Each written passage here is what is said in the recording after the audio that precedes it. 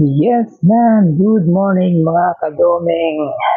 Isa ka sa mga nakaranas ng mga ganitong problema sa ating mga Domina 400. Yung mga drainage ng tangke natin. Yan, kagaya niyan, no?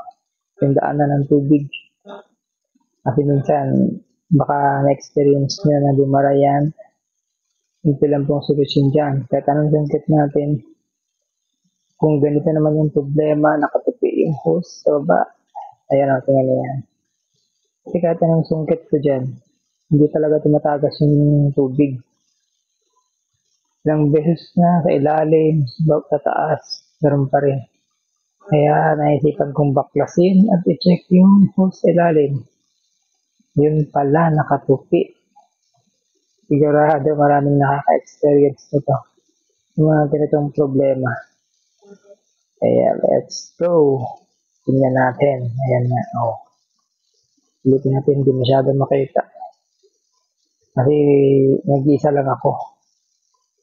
Nahirap silipin sa ilalim tapos naka-video. Pero yan mamaya nakikita niyo yan kasi ilalabas ko yan. Ayan, nakita niyo yan guys. Mga kadoming, yan, nakatupi nga siya. Siguro sa tinagal-tagal ng panahon at natutupi talaga siya. Na sobrang tagal na. Ayan, binaklas ko siya kasi pag ginilip mo yun sa ilalim, kailangan marami kang babaklasin siya. Siguro may naman yan. May mga tutorial naman din kung paano magbaklas. Pero madali lang naman baklasin guys. Yung takip ng tangke. Ayan o. Kita niyo yan. Kaya pala ayaw bumaba. Ayan na guys. Binaklas na. Ayan, nakatupi nga. Ginawa ko dyan guys. Pinutol ko na lang yan. Tapos ibalik ulit. Kailangan maganda yung pagbabalik mo. Yung relax yung hose. Hindi siya naiipit. Napan siya ng pwesto. Maganda. Yun naman guys. Thank you.